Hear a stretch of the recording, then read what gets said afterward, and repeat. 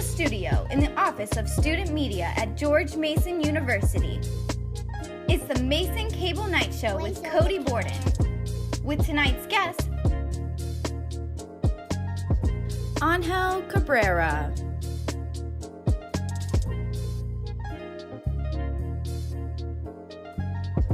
Here's your host, Cody Borden. Hello everybody and welcome to the Mason Cable Night Show. I'm your host Cody Borden. We have another great episode for you tonight because we have a very distinguished guest that will be joining us in just a little bit. The George Mason University President, Dr. Angel Cabrera, will be joining me right here in the studio. But before that, I had the chance to go to the new cat lounge that opened in University Mall. Take a look at me meeting all the feline friends at Patriot Pawsabilities. We are here at Patriot Pawsabilities. I'm here with the owner of the store, Mo Ryan. Do you want to talk about how people can come and adopt these and hang out with these fuzzy friends? Sure. So Patriot Pawsabilities is trying to form a link between cat adoptions and potential adopters.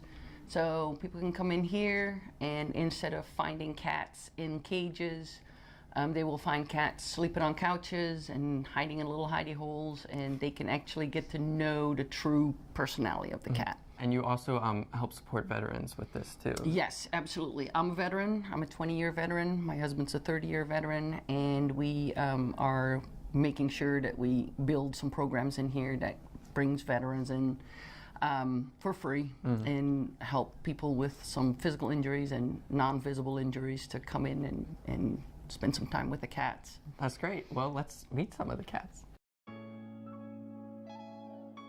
This is Bubbles. Bubbles is actually considering running for president in 2020. She's still trying to decide whether or not Washington is ready for her ideas of radical change. This here is Chunk. Now, Chunk's real name is Douglas, but he's a chunk. Cats can be a loaf, but Chunk here is 2 loaves, at least. Now, this in here is Freckles. Freckles has the ability to fly, but chooses not to because all the air makes her sneeze, and she's not trying to get caught with a runny nose. This is Majesto. Majesto is actually an R&B singer. His voice is smooth as silk. He's about to drop his first new album, but he wants to include a song about you. Ragamuffin is the apprentice of the ancient sorceress Odumari. A magical battle transported him across time and into the future. His sole mission in life is to travel back in time and avenge his master. Inky is the resident old-timer here at Patriot Pawsabilities, and he's absolutely had it with all these dang kids with their smartphones and their Twittergrams. Back in his day, they didn't have all this dang technology. This is Dixie. Dixie is actually a dog stuck in a cat's body. She likes belly rubs, playing fetch, and panting when she's hot. Even though she's a girl, she's a 14 out of 10 good boy. This is Honey. Honey sleeps a lot because she loves what she dreams about, and in fact, she's dreaming about you.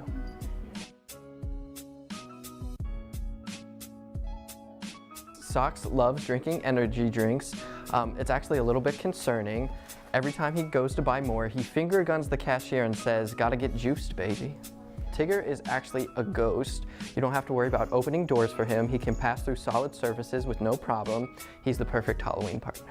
This is Nutmeg. Nutmeg is actually a volunteer firefighter and a first responder. She saved the life of a person you will eventually fall in love with. Trixie is the girl you totally didn't like at first, but then you start talking with her, discover that you both totally hate that other girl, and it sparks a beautiful friendship. Patriot Pawsabilities is located behind Giant in University Mall, and most of the cats here are available for adoption, so run by here, play with the cats, and see which one you want to take home.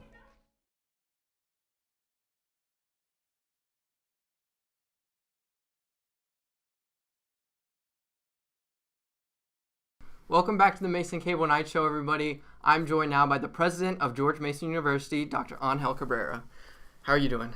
I'm doing great. Thank you so much for having me. Thank you for being on. I don't know if you know this, but I've actually been trying to get you on the show for the past 2 years. So to actually have you here now is quite the honor. Oh, it shouldn't be that difficult, but I'm glad it happened. Yes. Yeah. So how did you get to Mason? What's like your backstory, and what are the steps that you took to get this position as president? So the dirty little secret is that I never planned or intended to be a college president, which I guess is it's the norm in most careers, right? You have no idea what's coming. But I always loved education. So even though I probably took a sort of a few detours, but I ended up gravitating towards education. Bottom line is I came to the U.S. as a grad student. I went back to Spain. I did some business, but eventually I ended up leading a business school in Spain. And then I was recruited by a business school in the U.S. in the early 2000s, and that's what brought me back. And then Mason recruited me in 2012. And you've been here ever since? I've been here ever since. What do you think is the greatest achievement that the university has gotten since you've been here? There are the visible things and maybe the less visible things. The visible things, obviously, and I'm very proud. We have an amazing faculty and such a dedicated team. I mean, just even we released the latest figures today, but our research expenditures, for example, have increased dramatically, especially over the last 2 years. We're now a Research One university, which was a long-time aspiration. Not only that, we are the youngest Research One university in the country, which is a huge achievement.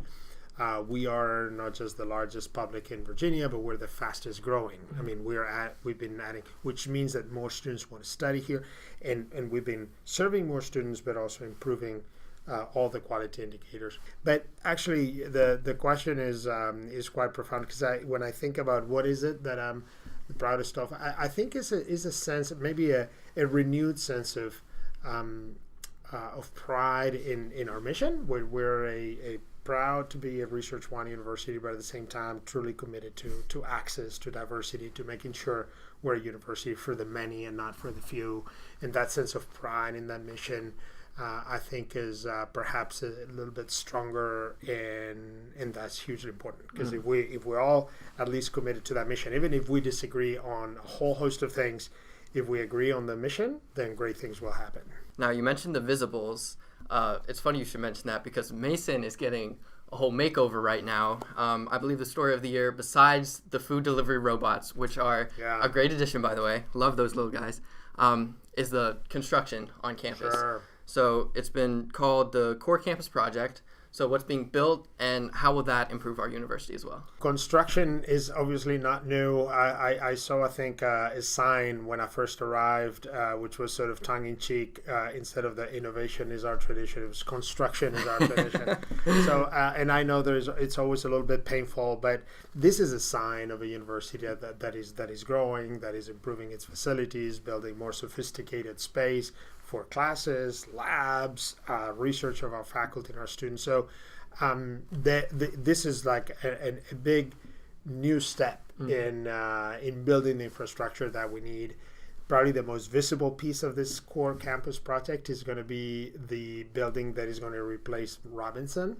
But there is one very exciting piece, which is the new Roger Wilkins Plaza, which is going to have a memorial to the people who were enslaved at Gunston Hall. Oh, wow. So that Roger Wilkins Plaza, in a way, will serve as not only to celebrate our namesake, which of course we're incredibly proud of and his many contributions, but also to help us think about the contradictions in the life of George Mason and all the founding fathers at the time, and to reflect on the progress we have made as a country and what is left to do. The university did make national headlines a few weeks ago with the decision that was made. Actually, our campus newspaper, Fourth Estate, broke the story. Supreme Court Justice Brett Kavanaugh was hired to co-teach a class in England. This was obviously met with a lot of controversy.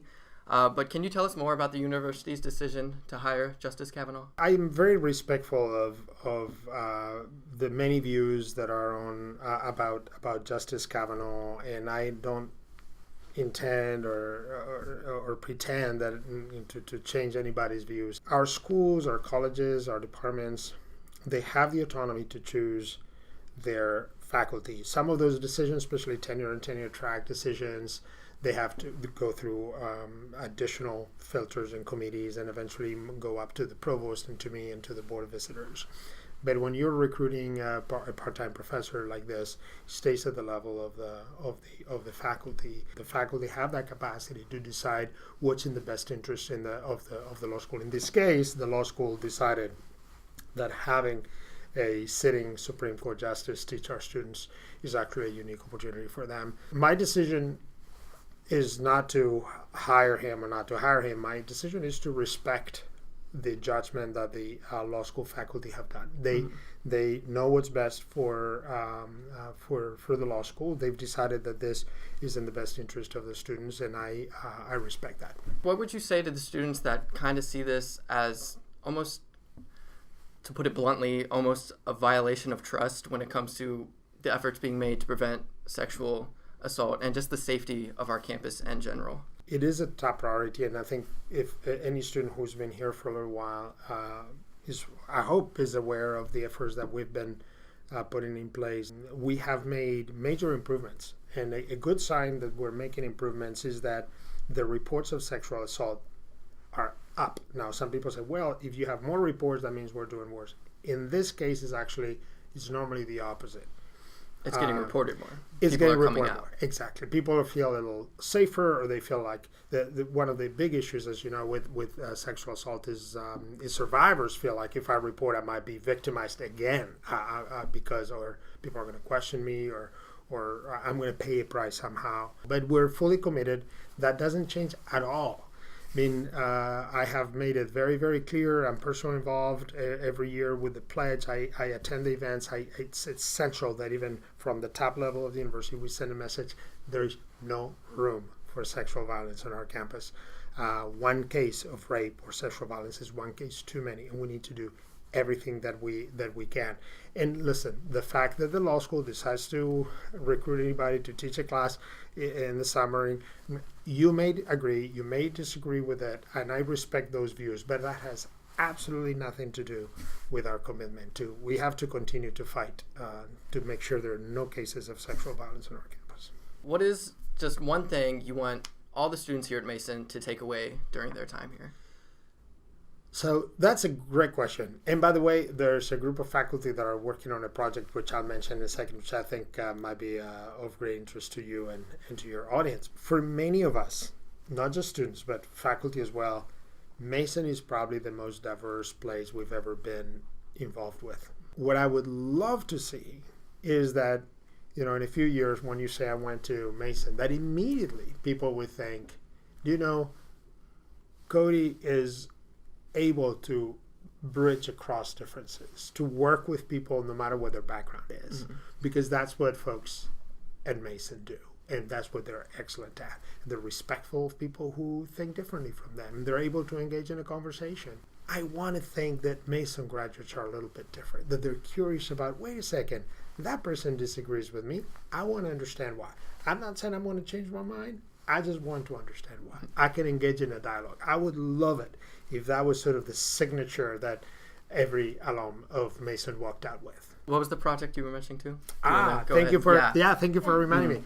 If we agree that that's a desirable goal, wouldn't it be great if every student in Mason one day took a class that deals with diversity, that deals with freedom of speech, that in a way gives us better tools to have difficult conversations?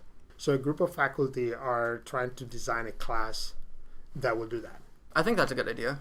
Being a comm major, one of the classes I had to take was intercultural communication. That was a very valuable class to see like the different perspectives of the world, and even just the people in the class. They offered so many different viewpoints on the different issues we talked about and the different theories and stuff. So a class like that for everybody to take, I think, is a absolutely great idea. Thank you for joining me for the interview. Do you want to stick around a little bit longer and play a game? I would love to. All right, don't go anywhere. When we come back, we're going to play the newly close game. Welcome back to the Mason Cable Night Show. I'm here with Dr. Cabrera, and we're about to play the newly close game. Now, this game is exactly like the Newlywed Game, if you've ever watched that, except the caveat is we've never met each other. So Angelique, my crew member, will pose a question to one of us, and that person will write the real answer down, and the goal of the other person is to try and guess what that person said. I think I got it. All right, Angelique, the first question, please. So we're going to start asking Dr. Cabrera, if Cody could have unlimited money buying one specific item, what would he choose? I feel like I should give you a hint. Okay, I have okay, Got so it? who goes first? All right. Go ahead, just show your answer. I said choose. I'm a big fan. Oh, yeah. They're of the Oh, shoe. that is so cool. What did you say? I was close. I think he would buy a Harley. I mean, I would get myself. If I had unlimited money, I would buy a lot of things. Trust me. Next question, please. All right. All Cody, right. who is President Cabrera's favorite musical artist? Oh, musical artist. Wow. That's This is just an one, interesting huh? question. Just one, yeah. What's your favorite genre? Give me a hint. Do you know anything about like Spanish music? No. Okay. I know a little Spanish hip hop. Do you listen to Spanish hip hop? I have. Okay. Okay. I'll name a random. Okay. Okay. This is gonna be wrong. Okay. This is a new one, but I am obsessed with. I guess I'll give it away with her. I should preface this. It's Spanish language hip hop. Yeah. Okay, I said Don Omar. Do you know Don Omar? Oh, yes, I do. Okay. Yes, I do. Okay. That was pretty close. I'm choosing Rosalia. I gotta be Rosalia. honest. She's new. Okay. And she's the most amazing. And she actually blends Spanish flamenco and with hip hop. That's super cool. It's very cool. Yeah. So I think Talk about you'll your enjoy her. cultures. Dr. Cabrera, what is Cody's favorite movie? Ooh, I don't even know that one. It's related to the shoes. I'll give you that hint. Related to the shoes. Yeah. Oh my gosh, I don't know. Okay. Okay. Space Jam. Ah, Have you seen Space Jam? I have. Forrest Gump. Honestly, that's in my top 5, so I will give you credit for that. All right, I I get love partial Forrest credit. Gump. I'll take it. I have the Forrest Gump shoes, by the way. Well, and he was a runner, right? During one Absolutely. chapter in his life, Yeah. right? He ran forever. Uh-huh. Okay. Monkey Cortez. Anyway, I was a little desperate there, but I'll give you credit for that one. That's a Okay. point for you. all right. And Cody, finally, if Dr. Cabrera had one superpower, what would it be? Ooh. Superpower. Okay, I think I Okay. can answer. This would come very handy many days. Now, since you're so passionate about education, I said super IQ, so you'd be super smart. Well, that would have been smarter than what I chose. Yeah, see, that's the problem. Uh-huh. Teletransportation. Okay, well, that's cool too. Yeah. I mean, Just if do you- like this, and I'm boom, I can move all throughout the world. Uh-huh. Travel everywhere. Travel, or sometimes it can be used as an escape Yes. technique. Just poof and Yeah, we're gone. exactly. I'm gone. Not now. I wouldn't use it now. This has been very enjoyable. Yes. Well, thank you for being on the show. Like I said, I'm so honored to have you on the show. This really means a lot, and I'm so appreciative that you took the Thank you time so out of much. your busy schedule to be on here. No, this is great. I can't wait to see it. Yes, yes. So thank you for tuning in. We'll be back in 2 weeks for our season finale.